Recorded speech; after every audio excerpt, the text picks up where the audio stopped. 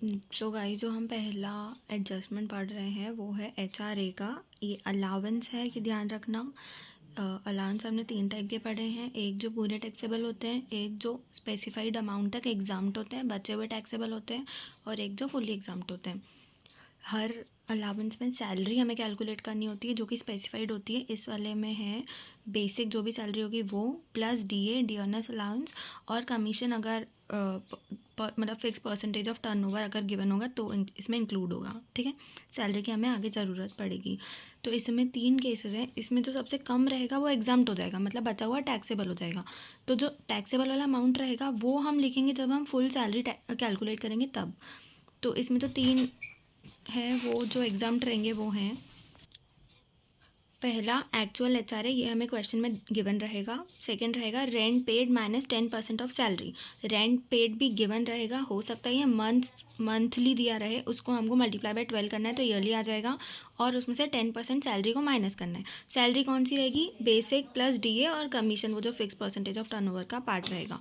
तो उसको हम जब रेंट पेड में से माइनस करेंगे तो वो हमारा सेकेंड वाला पॉइंट निकल कर आएगा।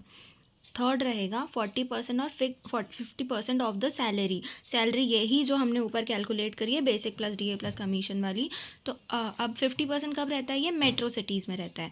मेट्रो सिटीज़ कौन कौन सी है? मुंबई, कोलकाता, दिल्ली और चेन्नई। अगर ये स्पेसिफाई करेंगे कि इन सिटीज़ में है तो ही हमें 50% लेना है, नहीं तो कुछ स्पेसिफाई नहीं करेंगे तो 40% लेना है। ये सिटीज़ में कंफ्यूज नहीं होना, इन्हीं ये ही 4 के नाम लिखे होने से इसमें से कोई भी 1% वो एक जगह का नाम वो लिख के देंगे। इसमें से जो भी तीनों में से सबसे कम होगा वो हमें माइनस करना है, बचा हुआ टैक्सेबल होगा। इसका एक एग्जांपल देख लेते हैं। सैलरी गिवन है 12,000, DA दे रखा है 1,000, HRA रिसीव, जो कि मैंने पहले बताया था कि HRA रिसीव भी क्वेश्चन में दिया रहेगा और रेंट पेड भी। तो HRA रिसीव 700 है, रेंट पेड 1500 है। सबसे पहले सैलरी निकालेंगे। सैलरी मैंने बताया था basic plus DA plus commission होती है। कमीशन इसमें गिवन नहीं है तो बेसिक प्लस DA लेंगे। बेसिक है 12, DA है 1,000, टोटल किया 13,000। अब इसमें 3 आ गए। पहला था हमारा एक्चुअल HRA, एक्चुअल दे रखा है 700 तो हमने 700 लिख दिया। सेकंड में है rent paid minus 10% of salary.